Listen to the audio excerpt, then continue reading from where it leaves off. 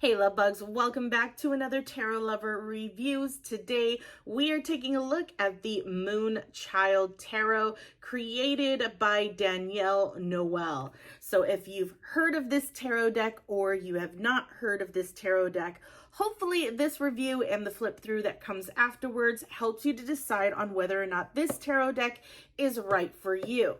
Now, if you want to go straight to the flip through, feel free to take a look at my chapters down in the description so that you can find exactly where you would like to start. But right now we are going to talk about the packaging. We're going to talk about the guidebook. We're going to talk about the cards. All things the cards, card texture, card stock, backs of the cards, the imagery, the naming convention, everything. So if you're interested in the details, feel free to stick around. If not, head on over to the flip through. Now, before I get into the packaging, I do want to note that this is the regular or original version. There is also a shadow version that is out. That is one of her newest tarot decks that she has put out there. It's the same imagery from what I understand. Same imagery, it's just the tones within the cards that are used are a little bit darker, which I am not mad at that. I will eventually purchase the shadow version and do a review on that for you guys, but I need to cool it down with my tarot purchases. But definitely I will eventually do a review on that when I pick that up. But from what I understand, the imagery is exactly the same. It's just the color tones that were used in that particular edition is a little bit darker tones, purples, blues, and whatnot. So yeah, just want to make sure that I mention that before we hop into this. But let's talk about the box. So this is what the box looks like. This is a thick box, a hefty box, and I'll kind of explain why it looks like such a large box. But this is how it opens, and then this is what the inner box looks like. A very marbly tone to it. Okay, and then this is the interior. I love this so much. I love her. Again, I love her artwork. I just absolutely love the way that she does her things. She definitely has a very iconic way of doing her artwork, if that makes sense. I'm probably not using the right wording for it. It's very unique to her. She has a very specific style to her work, and I love that. It is hers. It's personable. But yeah, you can tell by just looking at any of her pieces without knowing who did it, you know automatically that this is something that she has created. That's how unique and specific her artwork is to herself. So yeah, that is the packaging. Let's get back on track and talk about the guidebook. Now this is the guidebook. The guidebook is thick, okay? I love a good hefty guidebook. That basically lets me know that there's a lot of good information within the book, and also just filling the pages. Everything feels quality. I'm all for quality. So this is what the book looks like, and as you can see, you get depictions of each of the cards in color. There is no difference in regards to how you see the cards. And what I mean by that is major arcana doesn't take up a full page, where, you know, minor arcana might only take up a small portion, things like that. No, it's all the same throughout the entire book. With each of the cards, you get a passage, a little passage here. How can So the passage that you get next to the card is what describes what you're seeing within that card. And then followed by keywords.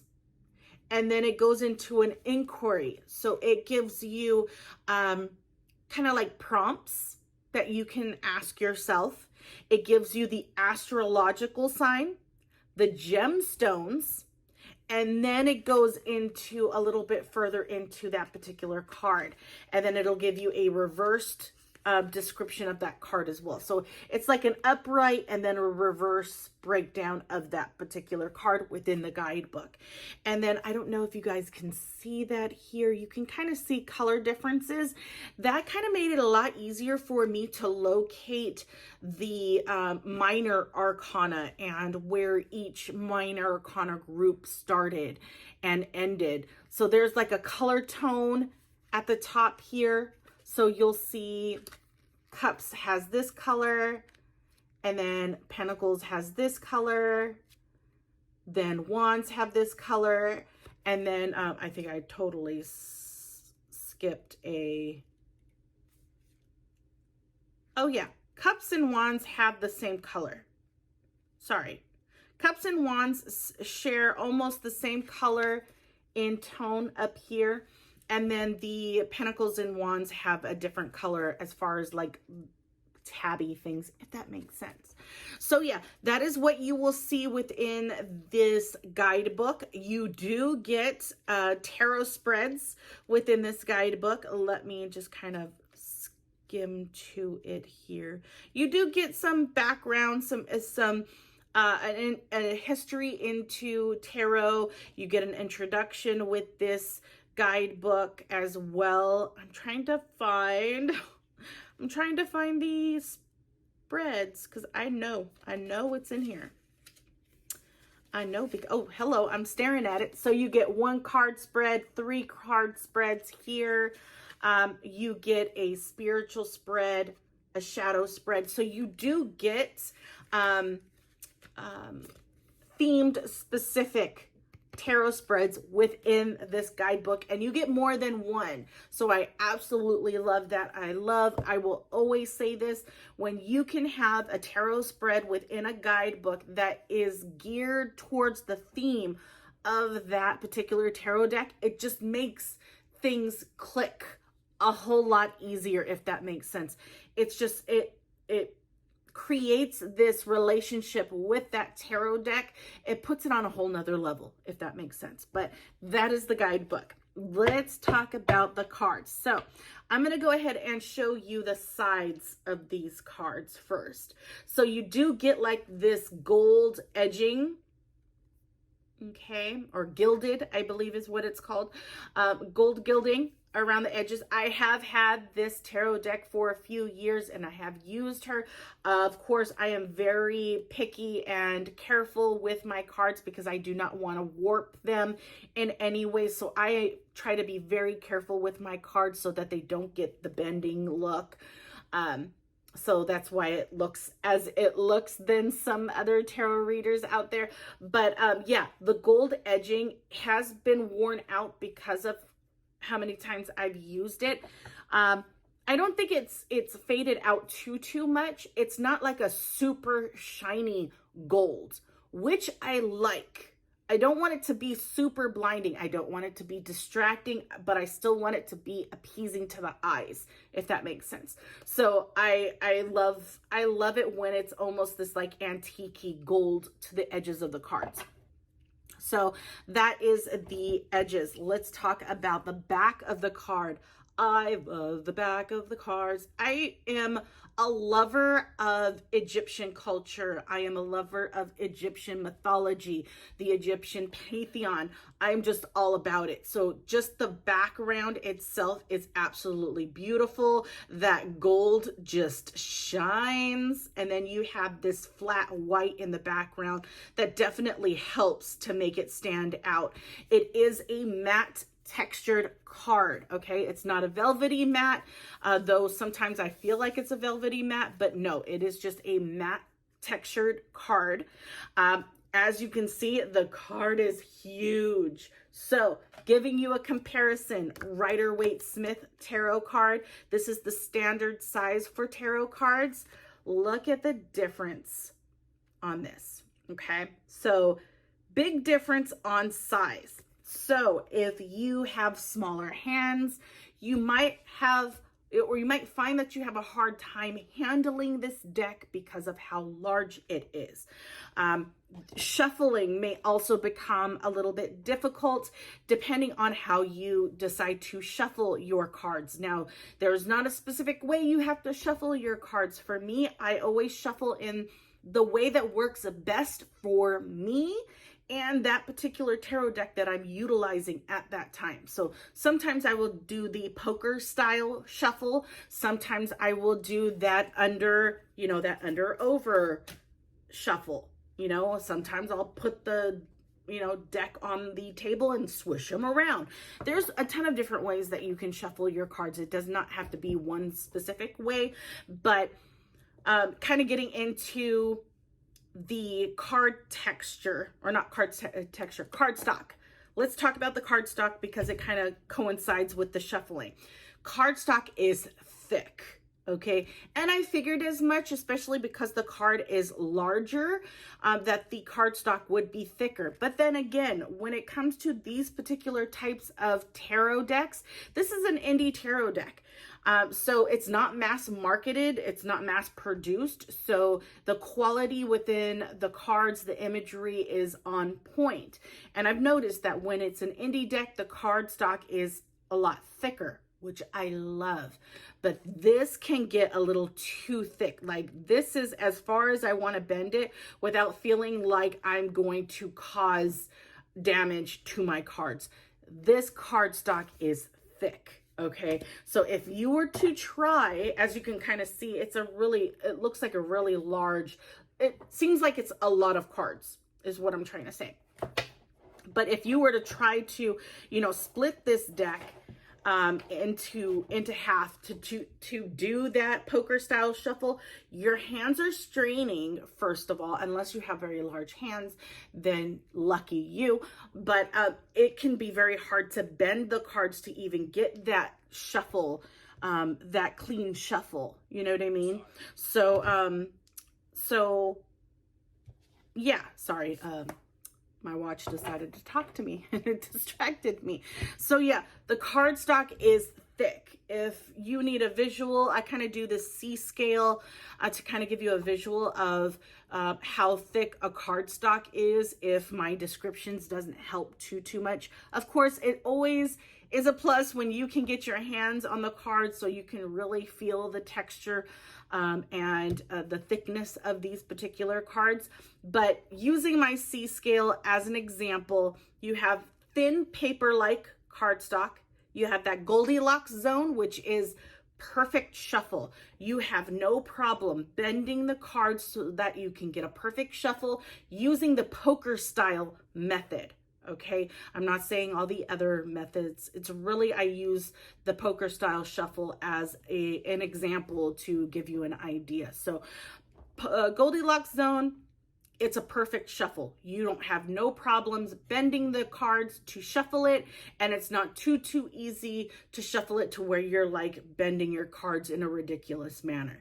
So, and then you got, of course, that bottom part, your really thick cardstock. Starting from the Goldilocks zone, this definitely takes a dip into the thicker side for sure. But I have noticed with the past couple of years, almost a few years, that I've had this tarot deck, I have had no problems with this deck.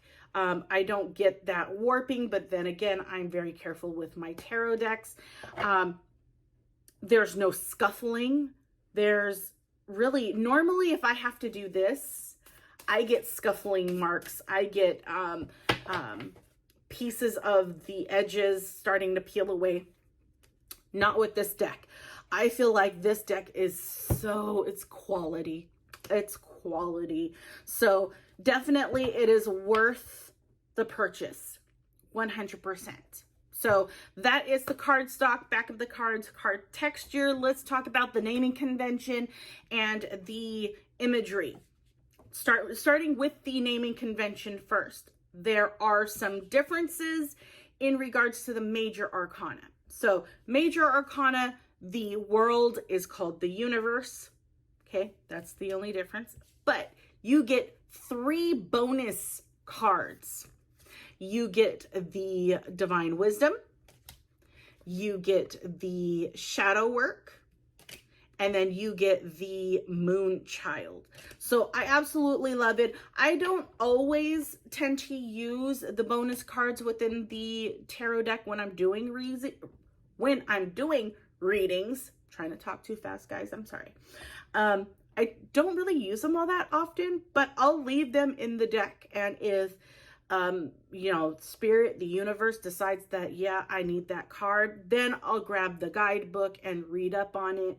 But for the most part, I don't technically or typically use the bonus cards within my readings. So that is the extras that you get within this tarot deck. Now, the minor arcana, naming convention, exactly the same. Pentacles, wands, swords, and cups for the suits.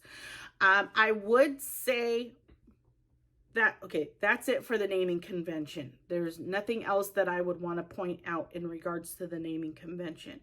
The imagery I do want to talk about. So again, the imagery is definitely Danielle Noel's work. Like if you saw her work, I'm going to say it again. If you saw her work anywhere, you would know it was her without actually checking, without having to check. You would know it's her work because it is specific. It is her unique, artistic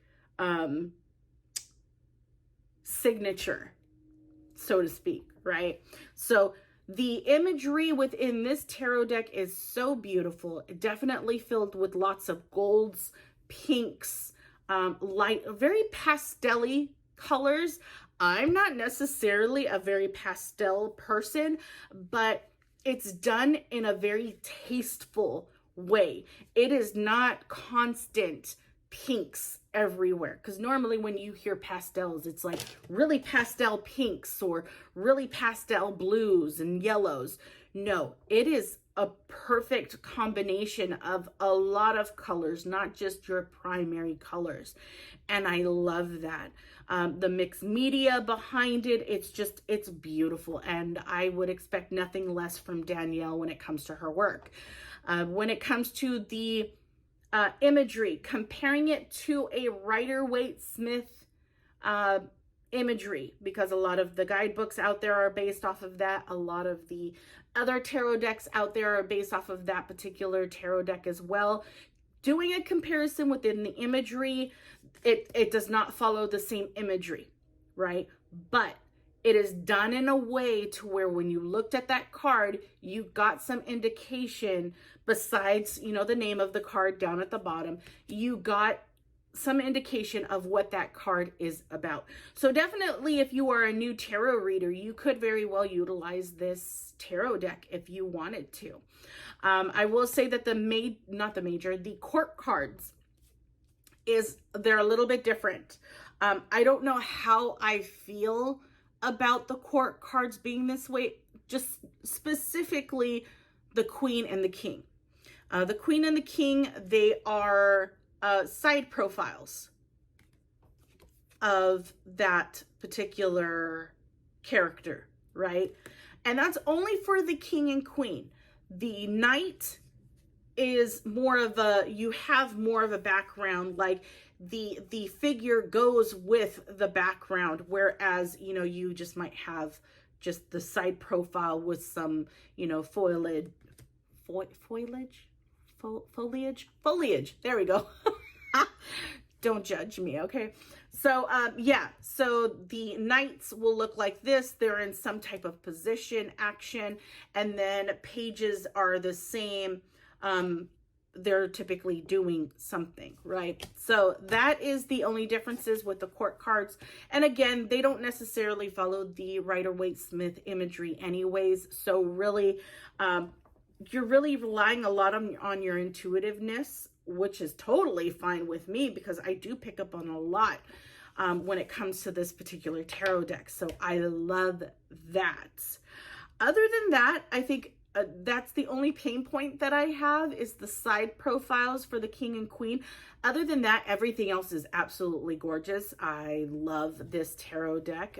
My husband bought this for me as a gift, and I am eternally grateful to him that he did. But yeah, I hope this helped in some way. If it has, leave me a like and take a look at my channel.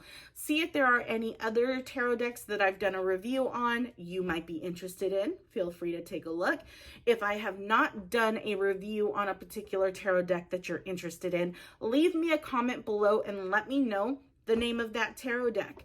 I will take a look to make sure I don't already have that tarot deck, because I have a lot I have yet to do and post on YouTube. So if there isn't one that I've done yet that you haven't seen, comment below. Let me know what that name is, or the name of that tarot deck is. I'll look into it, and hopefully I already have it, because I'm on a tarot purchasing ban. I banned myself for right now because I need to save some money for Christmas, guys. So let me know either way. But without further ado, here comes the flip through. Enjoy, and I'll talk to you guys later. Bye.